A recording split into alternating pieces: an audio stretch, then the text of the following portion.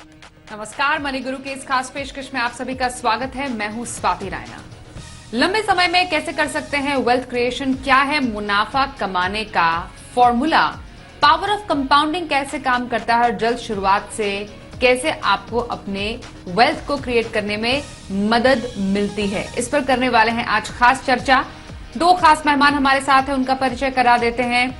Wise invest private limited के CEO Hemant Rustagi और morning star में मैनेज पोर्टफोलियो के डायरेक्टर धवल कपाड़िया। हेमंत और धवल दोनों का बहुत स्वागत करते हैं हम आज के इस शो में। और क्योंकि यहाँ पर वेल्थ क्रिएशन के फॉर्मूला की बात हो रही है, तो कोई एक फॉर्मूला तो डेफिनेटली नहीं हो सकता है, इसलिए बहुत सारे पैरामीटर्स और कंडीशंस को मिलाकर वेल्थ क्रिएट की जा सकती है।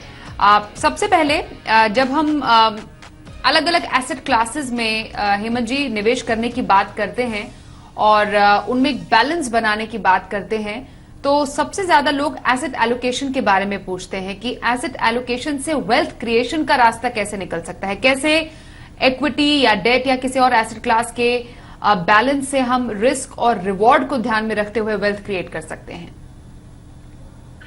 देखिए स्वाति, जब आप इन्वेस्टर्स की बात करते हैं, जब हम वेल्थ क्रिएशन की बात करते हैं, तो हर निवेशक ये चाहता है कि हमें हेल्दी रिटर्न मिले, अच्छा रिटर्न मिले। जाहिर सी बात है, अगर आपका इंटेंट ये है कि आप अच्छा रिटर्न कमाएं, तो वो जो आपका पोर्टफोलियो है वो भी वैसा होना चाहिए, उसमें वो रिफ्लेक्ट होना चाहिए आप जो अचीव करना चाहते हो। तो आई थिंक उसी हिसाब से अगर आप देखें तो एसेट एलोकेशन बहुत ही इंपॉर्टेंट है। अगर आपका पर्पस ये है कि आप लॉन्ग टर्म में एक अच्छी वेल्थ क्रिएट करना चाहते हैं, तो जाहिर सी बात है आपका रुझान जो है वो इक्विटी भी होना पड़ेगा। अगर आप मीडियम टर्म में कैपिटल प्रोटेक्शन भी चाहते हैं और ग्रोथ भी चाहते हैं, तो एक हाइब्रिड पोर्टफोलियो बनेगा। और अगर आपका रुझान इसलिए है कि आप चाहते हैं कि ये जो कैपिटल सेफ्टी है वो आपकी प्रायोरिटी हो, तो फिर आप में आपके जो पोर्टफोलियो में डेट का प्रोपोर्शन ज्यादा होना होगा।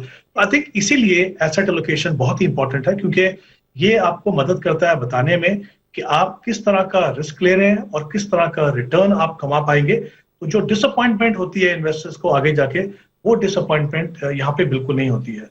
देखिए, जब एसेट एलोकेशन की बात करते हैं स्वाति, तो हम कई बार हम ऐसा एक थंब रूल की बात करते हैं कि जितनी 100 में से आपकी जो एज है उसके बाद जो बचेगा वो उतना पैसा आपका इक्विटी में जाना चाहिए। बट मेरा हमेशा ये मानना है, थंब रूल हमेशा आपको सही सोल्यूशन नहीं देता, क्योंकि वो आपकी पर्सनल सिचुएशन को नहीं देखता। तो आपको अपना समय देखना है, अपना टाइम होराइजन देखना है, वो डिसाइड करेगा कि आपको किस इन्वेस्टमेंट में रिस्क ले सकते हो, किस में नहीं ले सकते हो, और किस में दोनों का कॉम्बिनेशन हो।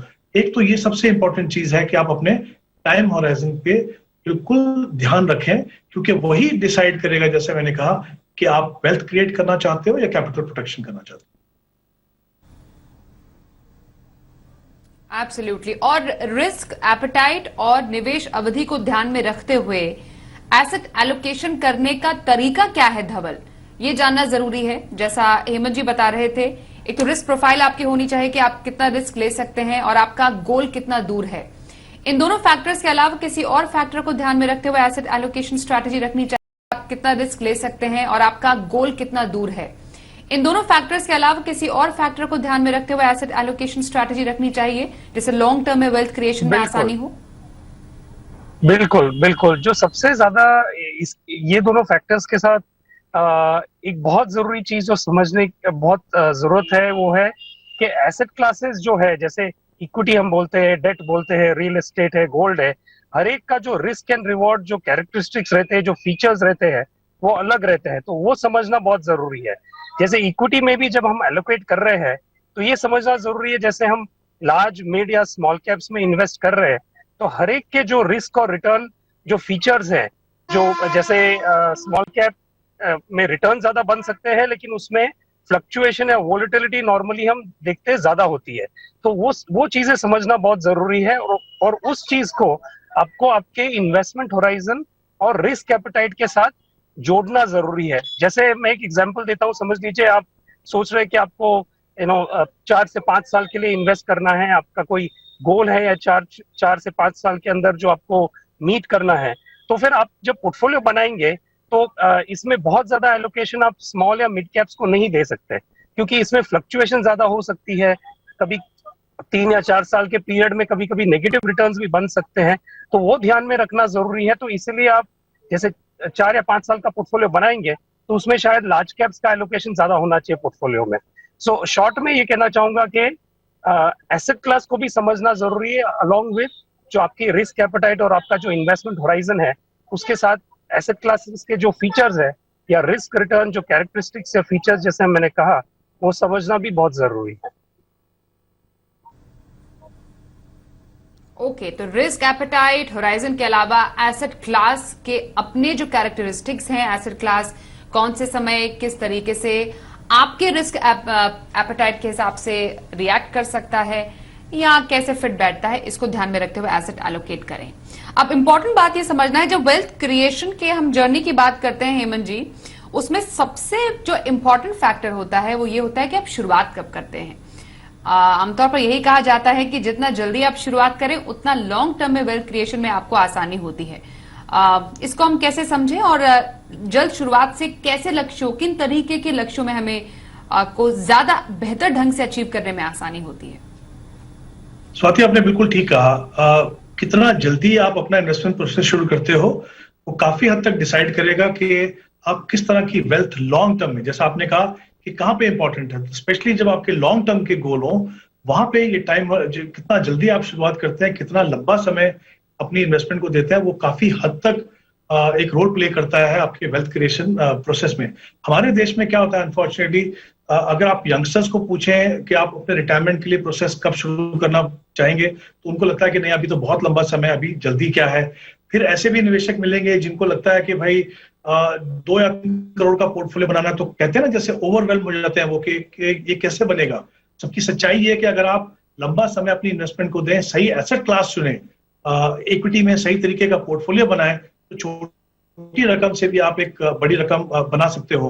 तो आई थिंक सबसे ज्यादा ध्यान इसमें देना है कि जितना जल्दी शुरू कर सकेंगे उतना ही फायदा होगा। एग्जाम्पल से समझ लेते हैं यहाँ पे, अगर मान लीजिए आप 10,000 रुपए की SIP इक्विटी फंड में करते हो 20 साल के लिए, तो 12% के हिसाब से आप 1 करोड़ का कॉर्पस जो है बना पाएंगे।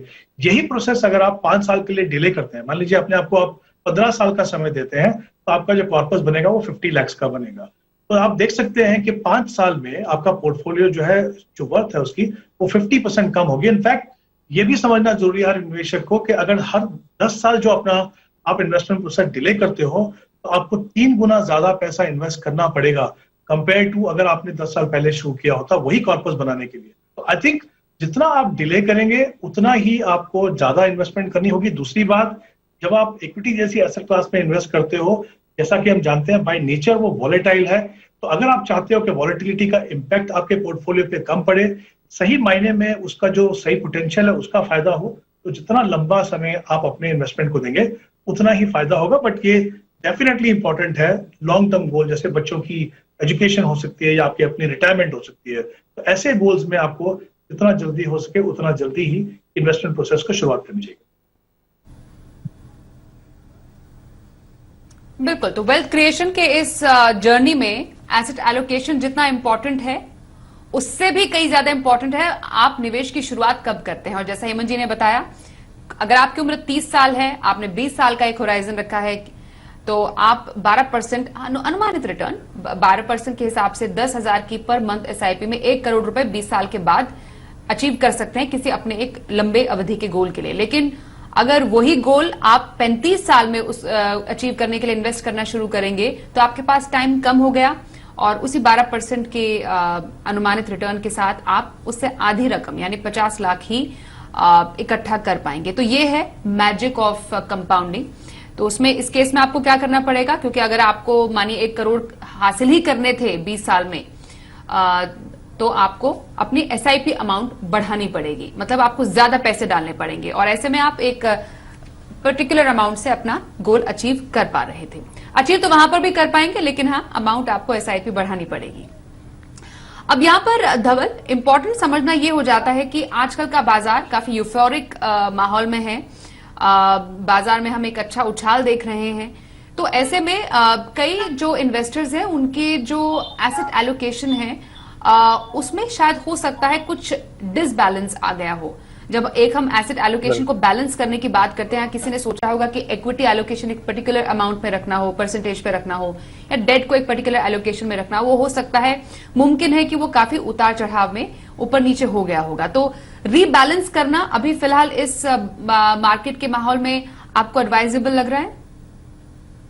हाँ बिल्कुल, आई थिंक वो बहुत एक जरूरी प्रोसेस भी है। जैसे हम एसेट एलोकेशन की बात कर रहे हैं, उसके साथ ये भी ध्यान रखना जरूरी है कि जो एसेट एलोकेशन जो हमने तय किया है, जैसे समझ लीजिए सिंपली पुट, समझ लीजिए आपने सोचा है कि 50% इक्विटी 50% डेट में इन्वेस्ट करना है, और जैसे मार्केट इतना जब रनअप करता है, ऑफकोर्स पिछले 2-3 महीने में हमने देखा है कि थोड़ा रनअप हुआ है मार्केट में, पर्टिकुलरली लास्ट 1 मंथ और सो, तो समझ लीजिए आपका जो 50-50 का एलोकेशन था, ओरिजिनली था, वो भी जाके समझ लीजिए 55-45 हो गया है। तो उस सिचुएशन में आपको रीबैलेंस करना जरूरी है, नहीं तो फिर जो आपका पोर्टफोलियो का रिस्क लेवल है वो बढ़ जाता है। आप सोच रहे हैं कि जो इक्विटी एसेट क्लास ने अभी अच्छा परफॉर्मेंस दिया है तो मैं क्यों रीबैलेंस करूं, लेकिन ये भी ध्यान में रखना जरूरी है कि जब ये अच्छा परफॉर्मेंस देती है तो काफी टाइम ये भी हो सकता है, जैसे हमने पिछले 2 साल में भी देखा है कि मार्केट में करेक्शन भी काफी शार्प आ सकते हैं। तो मार्केट में काफी अनसर्टेनिटी अभी भी है, इन्फ्लेशन बढ़ रहा है अभी, ऑल्दो इन्फ्लेशन अभी पिछले कुछ हफ्तों में गिरा है, लेकिन जो टारगेट लेवल्स है यूएस में या इंडिया में या दूसरे देशों में, उससे फिर भी काफी ज्यादा है वगैरह, जो इंटरेस्ट रेट्स बढ़ रहे हैं वगैरह, जो दूसरे रिस्क फैक्टर्स भी है, तो उसको ध्यान में रखते हुए rebalancing from time to time करना जरूरी है। जैसे मैंने कहा 50-50 का 55-45 हो गया पोर्टफोलियो, इक्विटी का पोर्शन जो है 55% हो गया है, तो उसको आप कम करके you bring it back to around 50% और सो। बट समझ लीजिए 1-2% का चेंज हुआ है तो फिर रीबैलेंस करने की जरूरत नहीं है। 3 से 4% से ज्यादा का चेंज हुआ है, समझो 50-50 का पोर्टफोलियो 51-49 हो गया, फिर आपको रीबैलेंस उस टाइम में करना, स्मॉल चेंजेस के लिए या स्मॉल डिविएशंस के लिए हम मानते हैं कि उसको चेंज करने, रीबैलेंस करने की इतनी जरूरत नहीं है। लेकिन बड़ा डिविएशन हो गया है, 3-4-5% का डिविएशन है, तो फिर आपको रीबैलेंस करना जरूरी है पोर्टफोलियो का जो रिस्क लेवल मेंटेन करने के लिए। एब्सोल्युटली। और इनफैक्ट जब हम रीबैलेंसिंग की बात करते हैं, मे बी ये कैटेगरी लेवल पर हो या फिर एसेट क्लास लेवल पर हो, उसमें हेमंत जी यूजुअली जो निवेशक हैं वो ये भी डिसाइड कर लेते हैं कि क्या उन्हें एक पर्टिकुलर फंड में रहना चाहिए या नहीं रहना चाहिए। जितना जरूरी है फंड में निवेश करना, उतना ही जरूरी है ये डिसीजन में लेना कि क्या एक फंड से निकलने का सही समय क्या है। तो ये जो एग्जिट का समय है वो एक रीबैलेंसिंग के इस प्रोसेस में हम क्या इस पे डिसीजन ले सकते हैं, और क्या ऐसी वजह हो सकती है, कौन से ऐसे सर्कमस्टांसेस है जब किसी को अपने फंड से निकलना चाहिए। इसलिए मैं कह रही हूं क्योंकि कई दर्शक हमें सवाल पूछते हैं कि एक पर्टिकुलर फंड में उन्होंने इन्वेस्ट ये सोचकर किया क्योंकि ये तो स्टार रेटेड फंड था, या तो इसमें बहुत अच्छे रिटर्न, प्रीवियस रिटर्न्स आ रहे थे, लेकिन पिछले 1 साल में या 2 साल में या इनफैक्ट इवन कुछ महीनों में नेगेटिव रिटर्न फंड दे रहा है। तो एक फंड से निकलने की सही स्ट्रैटेजी क्या हो? देखिए स्वाति, जब हम एग्जिट स्ट्रेटेजी की बात करते हैं तो बेसिकली एग्जिट 2 लेवल पे होता है। एक तो होता है एसेट क्लास से, यानी अगर आपको लगता है कि जैसे अगर हम पोर्टफोलियो रीबैलेंसिंग की बात करें तो आप इक्विटी से बाहर निकल के डेट में या किसी और एसेट क्लास में जाते हैं, और दूसरा एग्जिट स्ट्रेटेजी होता है फंड लेवल। तो आई थिंक जो जहां तक अगर हम एसेट एलोकेशन की बात करें, एसेट लेवल पे एग्जिट की बात करें, तो वो तो एक लंबा प्रोसेस है। जैसा हमने कहा कि अगर बहुत ज्यादा वेरिएशन हो तभी आपको वो सोचना है, बट मेरा ये मानना है कि अगर आप गोल बेस्ड इन्वेस्टमेंट प्रोसेस कर रहे हो तो आपने ऑलरेडी अपनी एसेट क्लास को लंबा समय दिया हुआ है, रिटायरमेंट का 15, 20, 25 साल, तो जरूरी नहीं है कि आपको बहुत फ्रीक्वेंटली उसको रीबैलेंस करना पड़े। जहां तक फंड की बात है, देखिए 2 कारण हो सकते हैं फंड में आपको चेंज करने के। सबसे ज्यादा जो इन्वेस्टर्स को कंपेल करता है चेंज करने के लिए वो होती है परफॉर्मेंस। अनफॉर्चुनेटली कई बार इन्वेस्टर जो है शॉर्ट टर्म परफॉर्मेंस को देखते हैं और लॉन्ग टर्म परफॉर्मेंस को इग्नोर करते हैं। तो जब शॉर्ट टर्म की परफॉर्मेंस उनको लगता है कि वॉलेटाइल है या फंड ने अच्छा नहीं किया, तब वो वहां से निकलना चाहते हैं। जबकि सच्चाई ये है कि अगर आप मान लीजिए किसी इक्विटी फंड में हो और इक्विटी मार्केट खुद से अगर नीचे गिरी है, तो आपको ये देखना कि आपका fund compare to the market कितना गिरा है। अगर मान लीजिए मार्केट 10% गिरी है, आपका जो फंड है वो 2 या 3% गिरा है, तो फंड मैनेजर ने आपको गिरते हुए बाजार में प्रोटेक्शन दी है। आई थिंक बहुत इंपॉर्टेंट है कि हम रिलेटिव परफॉर्मेंस देखें, एब्सोल्यूट रिटर्न नहीं देखेंगे। क्योंकि ऐसे समय में अगर आप कंपेयर करेंगे कि मुझे एफडी में 5% मिल रहा था, 6% मिल रहा था, यहाँ पे मेरा नेगेटिव है, तो वो एक सही अप्रोच नहीं है। परफॉर्मेंस को प्रॉपर पर्सपेक्टिव में डालना इंपॉर्टेंट है। उसकी कंपैरिजन आप कीजिए बेंचमार्क से, उसकी कंपैरिजन कीजिए पीयर ग्रुप यानी उसी ग्रुप के जो दूसरे फंड है उनकी एवरेज से। अगर आपका फंड कंसिस्टेंटली उस एवरेज से बेटर रिटर्न दे रहा है आपको, तो मुझे नहीं लगता कोई कारण है कि आपको उस फंड से निकलना होगा। अगर आप टॉप परफॉर्मिंग फंड्स को चेंज करेंगे तो मान के चलिए कि हर 3 महीने 6 महीने के अंदर टॉप परफॉर्मिंग फंड बदलेंगे।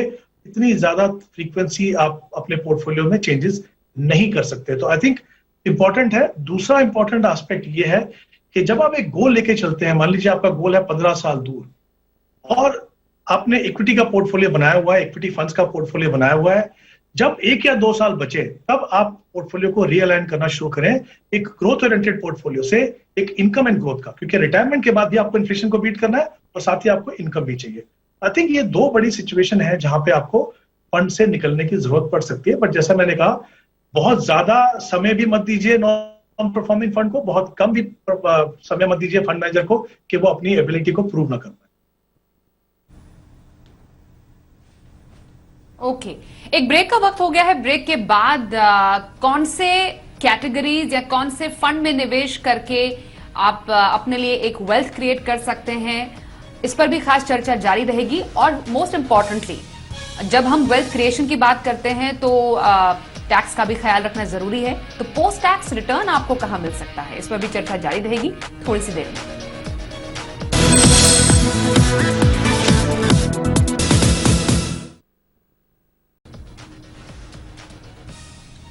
तो जल्द शुरुआत, मुनाफे की बरसात। जितना जल्दी आप निवेश की शुरुआत करेंगे उतना वेल्थ क्रिएट करने में आपको आसानी होगी। और वेल्थ क्रिएशन के इस रास्ते में आपको किन किन बातों का ख्याल रखना है, इस पर कर रहे हैं खास चर्चा। हमने एसेट एलोकेशन स्ट्रैटेजी की बात की है, उसके अलावा एसेट रीबैलेंसिंग और साथ ही और भी कई चर्चा हम करने वाले हैं। हमारे साथ धवल कपाड़िया है मॉर्निंग स्टार से और साथ ही हमारे साथ हेमंत रुस्तगी है वाइज इन्वेस्ट प्राइवेट लिमिटेड से। धवल, अब कई लोग ये इच्छुक है जानने में कि अभी एट द मोमेंट या फिर आने वाले कई सालों के लिए कौन सी ऐसी कैटेगरीज हैं। पहले मैं आपसे कैटेगरीज जानूंगी, फिर बाद में मैं आपसे फंड्स भी समझूंगी, पर मोस्ट इंपॉर्टेंटली कैटेगरीज के बारे में समझना और जानना जरूरी है जो कि एक निवेशक के लिए अपने पोर्टफोलियो में शामिल की जानी चाहिए, बाजार के ऐसे माहौल में भी और साथ ही वेल्थ क्रिएशन के पर्पस से भी। बिल्कुल, तो इसमें मैं कहूंगा कि एक पोर्टफोलियो का अप्रोच जो ले सकते हैं वो एक कोर और सैटेलाइट अप्रोच ले सकते हैं। कहने का ये मतलब है कि जो एक पोर्टफोलियो का जो सबसे ज्यादा एलोकेशन होगा वो कुछ मेन कैटेगरीज में होना बहुत जरूरी है। जैसे हम कहेंगे ब्रॉडली मैं कहूंगा कि 3 एसेट क्लासेस होते हैं जिसमें निवेशक को इन्वेस्टमेंट करना जरूरी है। ये 3 एसेट क्लासेस है, इंडियन इक्विटी, फिक्स्ड इनकम या डेट, जो इंडियन फिक्स्ड इनकम फंड्स है या फिक्स्ड इनकम कैटेगरी है, और तीसरा जो कैटेगरी है वो बहुत जरूरी, काफी इन्वेस्टर्स उस चीज को ज्यादा ध्यान नहीं देते, वो है इंटरनेशनल इक्विटीज। तो ये 3 कैटेगरीज बहुत जरूरी है। इंडियन इक्विटी और डेट के बारे में तो काफी लोग जानते हैं, लेकिन इंटरनेशनल इक्विटी का महत्व ये है कि उसमें 2 फायदे होते हैं। एक तो आपको एक अपॉर्चुनिटी मिलती है कि दूसरे मार्केट्स में, जैसे हम देखें सबसे बड़ा कैपिटल मार्केट जो दुनिया का है वो यूएस इक्विटी मार्केट है, बराबर है। तो फिर आप वहां के जो कंपनीज है उनकी स्केल, उनके प्रोडक्ट्स तो हम डेली यूज करते हैं, जैसे गूगल है या फेसबुक है वगैरह वगैरह। तो ये सब जो स्टॉक्स लिस्टेड है वो यूएस इक्विटी मार्केट में लिस्टेड है। तो इंटरनेशनल मार्केट्स में आपको एक्सपोजर लेके ये कंपनी से आपको एक मतलब पोर्टफोलियो में डाइवर्सिफिकेशन का बेनिफिट मिल सकता है। इनकी जो ग्रोथ अपॉर्चुनिटीज है उससे भी आपको फायदा हो सकता है। और दूसरा फायदा ये है कि आपको जो रुपी, जो करेंसी, जो इंडियन करेंसी है, वो काफी बार हम देखते हैं कि बिकॉज यहाँ पे इन्फ्लेशन ज्यादा करके दूसरे कंट्री से ज्यादा रहता है, तो rupee over period of time depreciate होती है।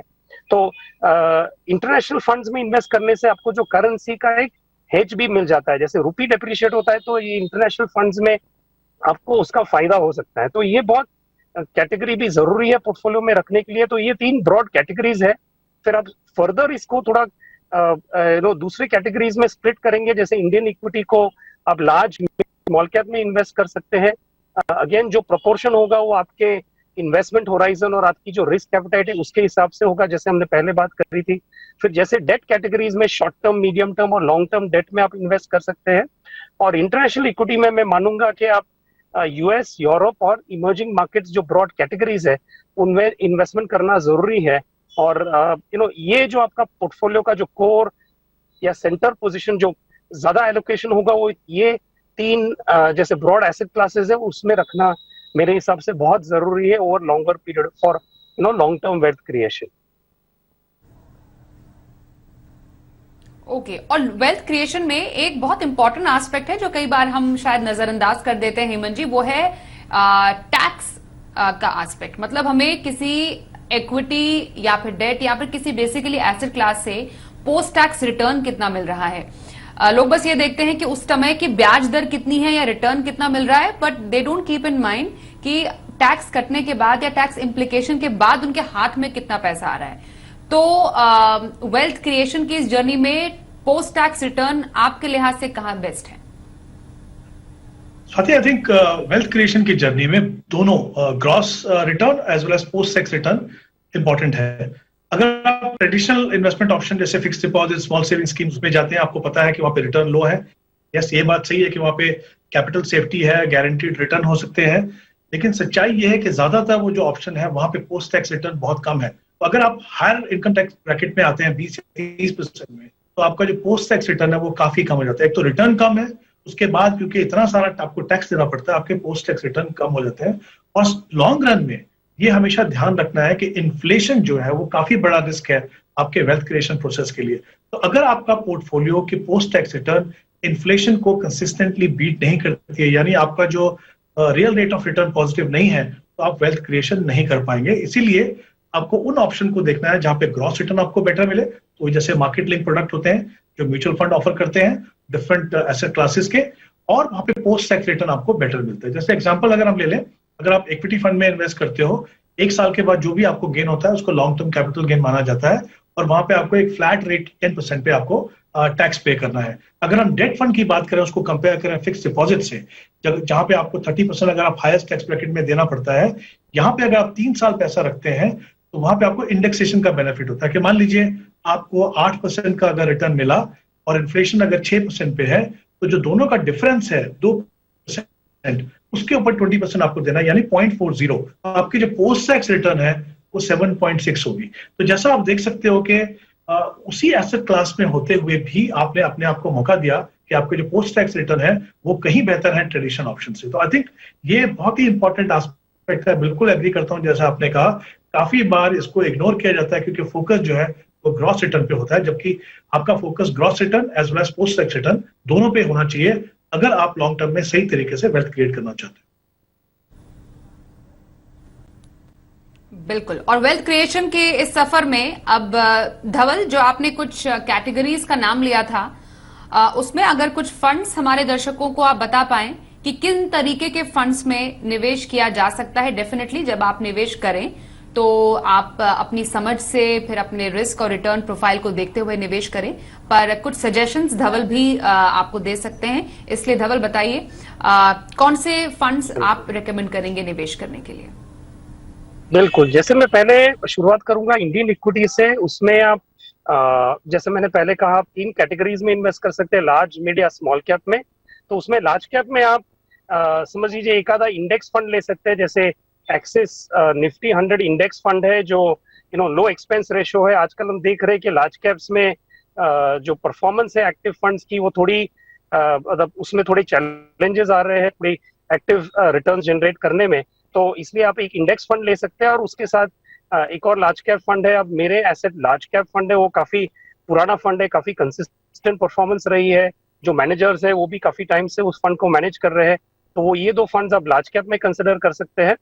मिड कैप कैटेगरी जैसे मैं उसमें एक कोटक इमर्जिंग इक्विटी फंड करके है जो which is managed by a manager called as Pankaj Tibrewal, और ये काफी साल से मैनेज कर रही है स्ट्रेटेजी को, और इसका भी परफॉर्मेंस काफी कंसिस्टेंट रहा है। स्मॉल कैप में आप HDFC स्मॉल कैप कंसिडर कर सकते हैं। इसको चिराग सेतलवाद मैनेज कर रहे हैं, वो भी काफी सालों से ये फंड को मैनेज कर रहे हैं। परफॉर्मेंस भी फेयरली कंसिस्टेंट रहा है। तो ये इंडियन इक्विटी की बात हुई तो ये फंड्स आप देख सकते हैं। और समझ लीजिए कोई इन्वेस्टर होगा जो सोच रहा है कि मैं 3 कैटेगरीज में अलग अलग फंड में नहीं इन्वेस्ट करना चाहता हूं, तो फिर आप फ्लेक्सी कैप फंड्स में भी इन्वेस्ट कर सकते हैं, जिसमें Canara Robeco flexi cap fund है या फिर कोटक फ्लेक्सी कैप फंड है। ये दोनों फंड्स कंसिडर कर सकते हैं फ्लेक्सी कैप कैटेगरी में। ये फ्लेक्सी कैप जो फंड्स है वो तीनों, ये जो लार्ज, मिड कैप और स्मॉल कैप, तीनों कैटेगरीज में इन्वेस्ट करती है। तो आपको 1 या 2 फंड के थ्रू ये पूरा एक्सपोजर मिल सकता है। और जैसे दूसरी मैं बात करूंगा, फिक्स्ड इनकम जो कैटेगरी है, डेट फंड्स की जो कैटेगरी है, उसमें शॉर्ट टर्म डेट में आप Kotak banking and PSU fund में इन्वेस्ट कर सकते हैं।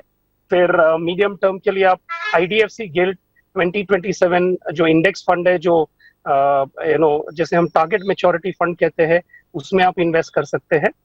और जो तीसरा बकेट जो हमने पहले डिस्कस किया था वो इंटरनेशनल इक्विटी का था। उसमें मैं सजेस्ट करूंगा कि उसमें भी 2 ऑप्शन है। आप सेपरेटली यूएस, यूरोप और इमर्जिंग इक्विटी फंड्स में इन्वेस्ट कर सकते हैं।